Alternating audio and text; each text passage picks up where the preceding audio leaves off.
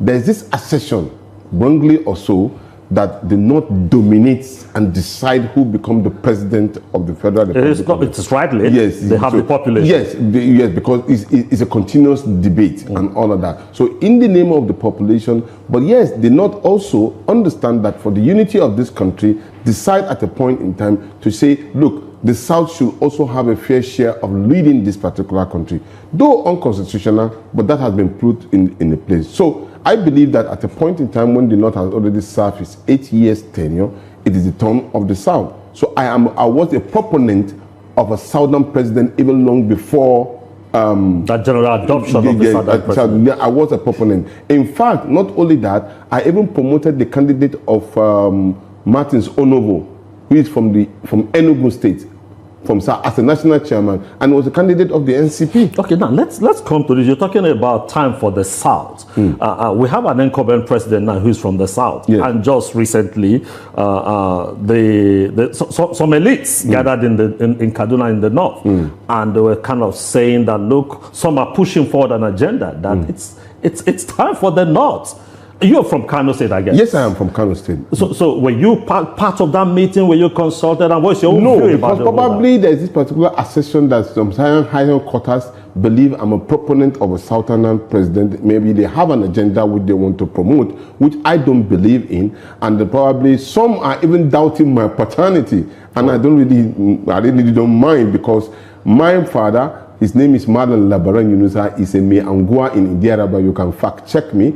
Even the present Seriki of Idiaraba is my own colleague. We went to the school together. His name is Idi. My mother's name is Aisha Labaran Yunusa. She's from Ajudawa. That's in Kano State. In Kano State. Both of them are from Kano State. So you're Bolafide's son of I'm not Kano even State. fragmented at all. Probably knowing I have a futuristic instinct for politics, I ensure my documentation also reflect that. I have my scholarship being sponsored by Kano State from my ND level to my HND level. I have my certificate. So I'm a full Hausa man, a proud one as at that. Okay, and we have plenty of us in Idiaraba like that. Let's come to this politics proper. A full Hausa man. How did you come about supporting an Igbo candidate? Good. Who is running for presidency? Good. No, not trying to represent the Igbo people. Good. Trying to represent Nigeria. Exactly. How come? How did you get into this platform? Peter Obi does not represent an ethnic differentiation.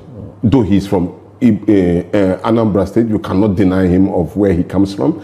And he does not replicate tribal or religious sentiment. I was looking for a candidate who has the capacity, character, and compassion that can lead this country, at the same time serve my purpose, which is unifying the country. You will agree with me at a point in time, the issue of the Biafran war and all has created a lot of trust deficit. And I was looking for somebody who had that particular capacity to show unifying credibility, and I found one in Peter Obi. Before we come to the Labour Party candidacy of Mr. Peter Obi, let's look at when he was in the PDP. He was going to run as a presidential candidate. Yes. And along the line, I think even before the primaries, he moved out when he realized that the odds were against him. So it was just about, I must be the presidential candidate. So if I'm not picked, then I will support anybody that will move out. No, it's about the processes of how other people become. Remember, he was a vice presidential candidate of Alhaji Atiku Abubakar. But within the party formation, there was insinuation of changes of vice president or no vice president before Okowa was brought in and all. So his own position was actually just a position. Then he now looked at him incredibly and said, I even have the quality to run this country. I have even better than some of the people who are running. So he decided to run on his own. And then he made a lot of consultation. I was one of the people that watched him doing consultation and all. Another time, he was not my candidate. He was not. We were not even in the same discussion at all. But when I was IPAC chairman, you know, I visited him. I was IPAC chairman, and I visited him, and I noticed this particular quality of his. He has only 4 tables. He doesn't spend from this particular security vote. He nicked all the local government road. But I visited this. I saw them myself. So it's not as if maybe it's his rhetorics and his messages that convinced me. It's what I saw that convinced me that he is the right candidate. All the local government were electrified. There was no issue of armed robbery and all within that particular state. Within a short period of time, was able to transform the educational fortune of the younger ones from 26 to number 1. And he was able to leave a lot of money into the government. So these are qualities qualities. Yeah, qualities, nice qualities, no doubt. I find it difficult to get in any candidate of Nigeria. Nice qualities, but Yes. also becoming the president of Nigeria needs a lot of bridge building. And some people say Mr. Peter Obi has not been too good in building bridges. Take for instance, between 2023 and now. He goes around visiting, but you've not seen him networking with some political figures that matters in Nigeria. And an individual cannot just win a presidential race. Now you now have the obedient movement that you are heading.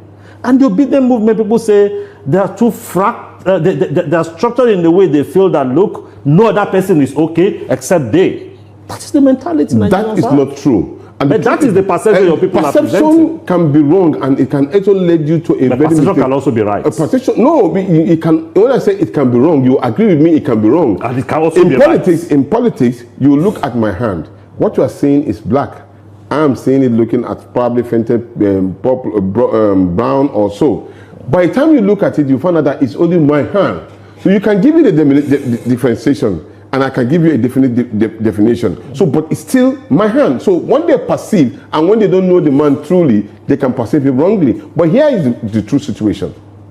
A Peter Obi is a gentleman who believes that Nigeria should be better than the way it is. And is ready to meet with a lot of people. And he started meeting with them. First of all, the most hurting people in Nigeria are the low-trodden. Those who are not giving and who are not being considered. So he reached out to them. They didn't believe that they said he even destroyed mosques. And he brought people in Anambra, come and see the mosque I built. A mosque was built in Onitsha, Central Market, which cannot be obtainable in Kano or somewhere in the Central Market. In Kano, you have a church.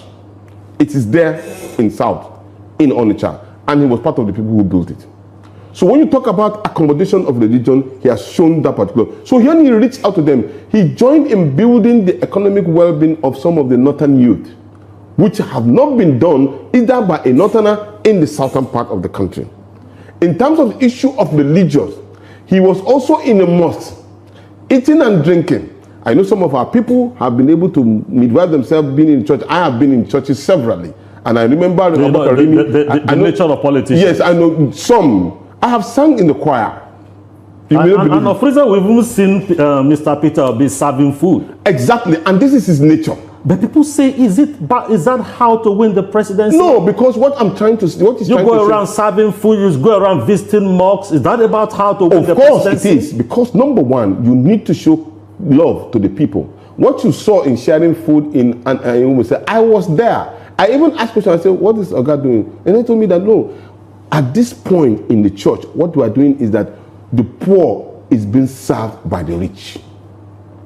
The poor is being served by the rich. He's not giving alms, so he's not giving sadaka. No. He is serving them. Does the principal believe in coalition? Of course he does. Does he belong to this political coalition? Of course he believes in it. And he said I mean the ADC coalition. Yes, is he part of the ADC coalition? He's part of the ADC coalition. Is he part of the Labour Party? He is a Labour Party card-carrying member. So how can he belong to two? Labour Party is a political party. ADC is a political party. How can you? You not see me smiling at you. What it simply means is this.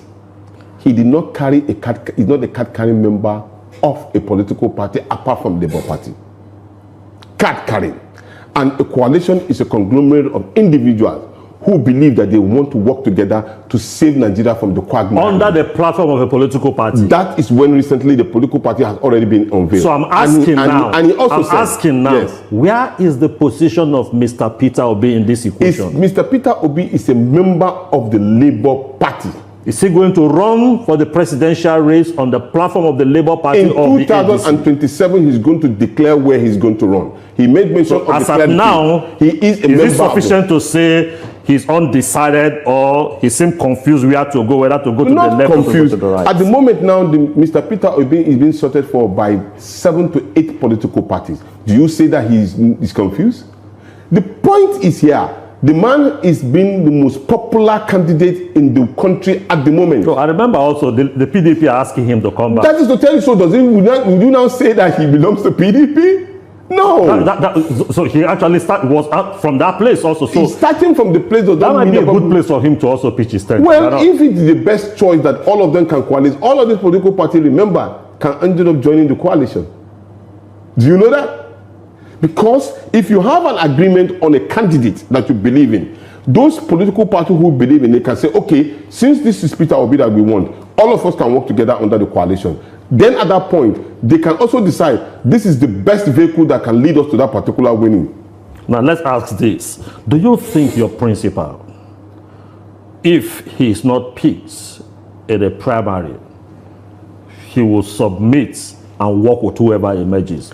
Do you think it's about, if it is not me, it can never be any other person? He has never said so. I always made sure that he said it to everybody that I am not desperate to become the president. That is just talk. But then at the same time, he has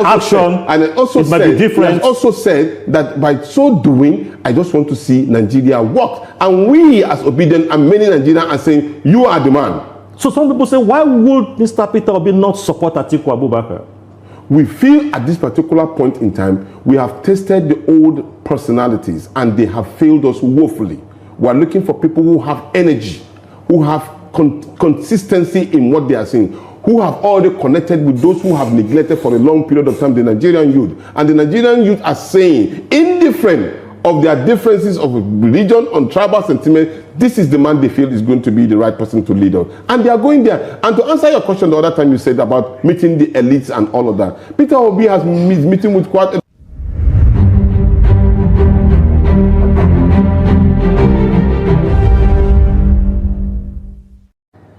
You're welcome back now. If you're just joining us, I've been speaking with Mr. Tanko Yunusa. He is the national coordinator of the Obedience Movement. Now, comrade, we left off talking about the journey ahead of 2027. Now, there is a Southerner as the sitting president today. Yeah. If Mr. Peter Obi believes so well in the town of the South, why is it difficult for him to join force with the government of the day? Fantastic. If the government of the day has performed above par, it couldn't have been calling for reinstatement in just 2 years of his tenure. No, he started moving out even before the government of the day spent 6 months. That because he was consulting, yes, which means he never even gave the government an opportunity to because perform. Right from the beginning, he questioned the credibility of the present government, right from the beginning. And so he did not stop. And government that won popular votes, Nigerians voted somebody in, and you are questioning the credibility? We started questioning the credibility of even the contestants right even before the elections. And we're looking for government who represent the interests of the people. And we went ahead. We went ahead to question even the credibility of the announcement of the results of the elections. And we said it from day one because there were 2 elections that took place on that day. The 2 elections that took place on that day were that of the Federal House of Representatives and the Senate, and that of the presidency. On that day, the result and the voting took place on the same day, and the election result was simultaneously being released only for the Federal House of Representatives and Senate, and that of the president had glitches. So from day one, we had issues with it. People believe in the past or in the courts. Yes. Did the case go to the courts? Of course it went to the court. Did the court rule in favor of the sitting president? And they ruled in favor of the present government. But if the court had ruled in support of your candidates, you believe in the court? If we were positioned rightly. But because the court ruled in support of this president, you disagree with it. Remember, the opposition too will have had opportunity to question our integrity. Before after the election, a true Democrat believe in the rule of law. And whether the ruling of the court is in your favor or not, you submit to it. But in your own case, because it was against your own candidate, you felt the court did not do justice. Is that not? No. What we did was that we went ahead as an opposition to continue to put the government in check on a continuous basis. And that is the function of democracy.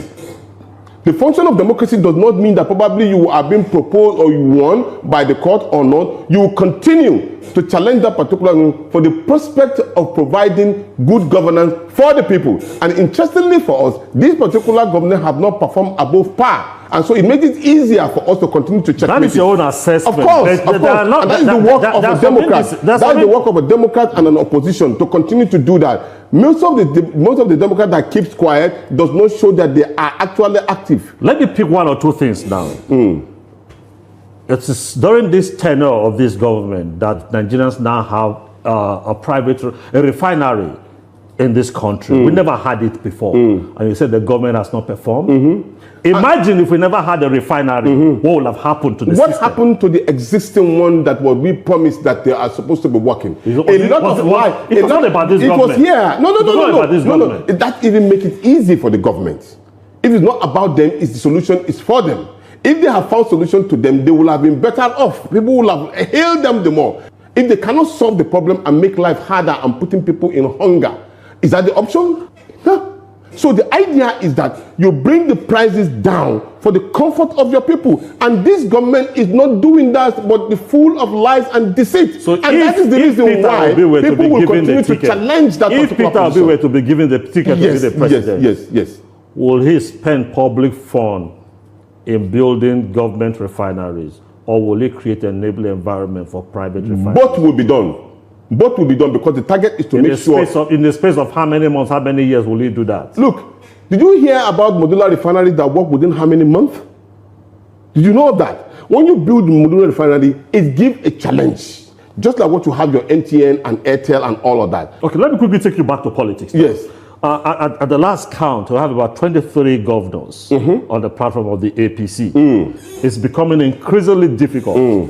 This government is enjoying endorsement from people who believe that the government is working. And you know, governance, when you have state governors endorsed, it's like the people of the state endorsed. There was a time it was PDP that had about 27 or 20-something states when they were in charge. Now the APC had this. So 2027 is becoming increasingly difficult to defeat the incumbent going solo.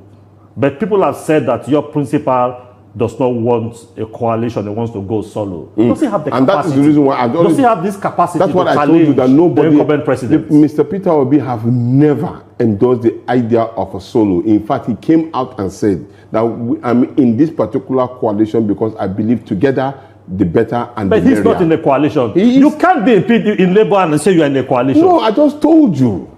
He made his point clear even before the coalition that I am going to join you for the 2027 general elections. Will Peter Obi resign his membership of Labour Party to join the ADC did you also hear now that PDP is asking for him? Wait now, I'm just giving you an answer. ADC is asking for him. ADP is asking for him. Okay, a lot of let me rephrase my question. No, I heard you very well. I heard you very well. From Labour Party, either join the PDP or the Labour Party ahead of... When the time, so that let the audience hear us. When the time comes, when he made his pronouncement that he's joining for 2027 general election, when the time comes, he will make his position known. So he's still building capacity. And people are gravitating and choosing him. They are loving him like shawarma. So that is the difference. Let's talk a bit about the obedience movement. Yes. For some people, they see this group of people as permit me to use the word, hot on social media. Whoever disagrees with your principle, you come after the person. Even if the person was a former obedient person, member, and suddenly he deviates and criticizes, they come for the person. You still remember the case of Professor Wole Soyinka? That was he an obedient? They descended on him. Was he an obedient? Yeah, the obedient people came on him. Let me explain this. Even Peter Obi himself is not insulated from people challenging him. And that is the reason why he is the only presidential candidate that has been able to meet up with the younger generation on Twitter space to discuss issues frontally.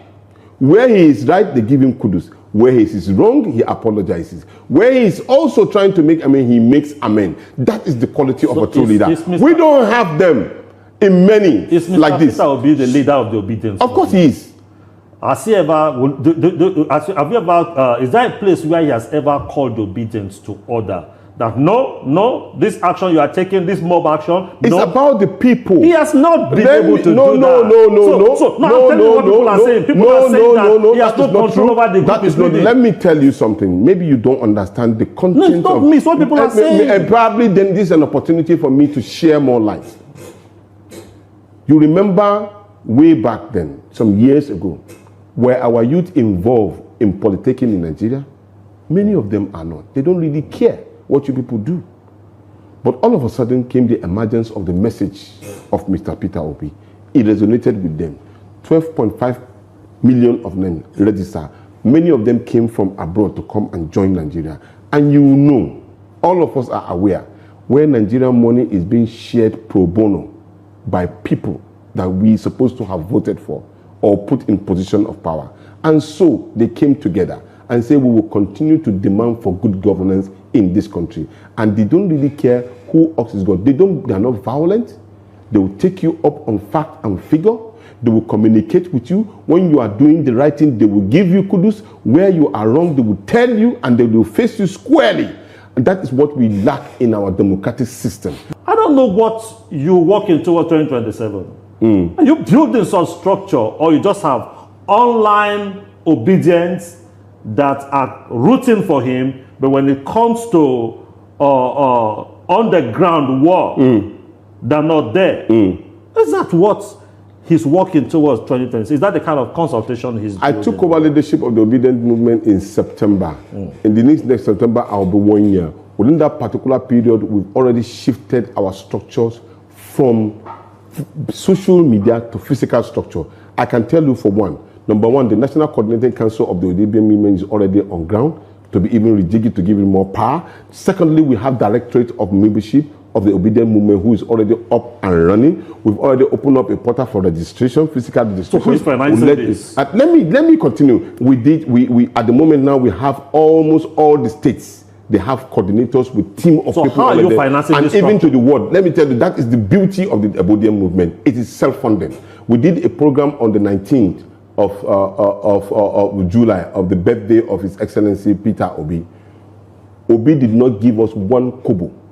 Everybody donated. That is the beauty of the standard of democracy that you got around the world. He's not going to consult with them with some empowerment? No. That is the difference. He does not believe in empowerment. Let me tell you, the difference of the coalition and Peter Obi kinds of politics is different. When I go to greet a monarch, it is normal in our tradition. I bring something like probably like a cola. No, nothing like that, because you don't need to go with that. You can only come with a hungry community. No. Listen to me. And a hungry community, when you come with your incentive. I'm just telling you what he has done. He has been able to build boreholes. In Gombe, for example, I'm telling you, in Gombe, he built borehole. In the borehole that he built, up to tomorrow, when they don't have water around, they tell you, go to Peter Obi borehole and get me water. And it's all around the northern part of the country. You can fact check this. These are not created. I've been part of it. So you see, all of this community, when you visit even the emir, of course you do what is right and homage to the Just leader. One more question. Please go ahead. If the push comes to shove, will Peter Obi step down for Atiku Abubakar? That is not even put on the table at all. The earlier we know that we are not supporting Obi because he's an Igbo man, the better for us, because we are not just supporting him because we want an Igbo man to rule or because we want power to be from the south or anything. It's because this man has proven that he is the best person to be in that position. He's the best person that understands what people are going through. Peter Obi single-handedly donated borehole in the north. You heard it. Peter Obi have had more impact in the north than our so-called northern leaders. But yet, the same people are preaching against Peter Obi. That Peter Obi is this one, Peter Obi is that one, that they should not be Peter Obi this one. But Peter Obi has done nothing wrong but to do good in the lives of northern. And that's why Tanko have accepted that Peter Obi is the best to support and the best to be our president. That's why he's obedient spokesperson. Imagine a full-blooded Hausa man being a spokesperson for the obedient movement, which they propose as an Igbo agenda. But an Hausa man is the one fronting it because he understands and he knows that the best thing now is for Nigerians to put hands together and let this man called Peter Obi to be in that position, because he is the best candidate that we will ever have.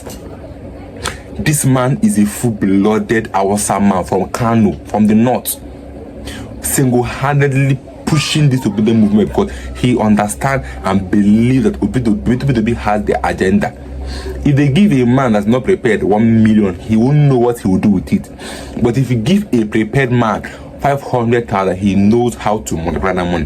This mindset, and Obi have prepared himself ahead.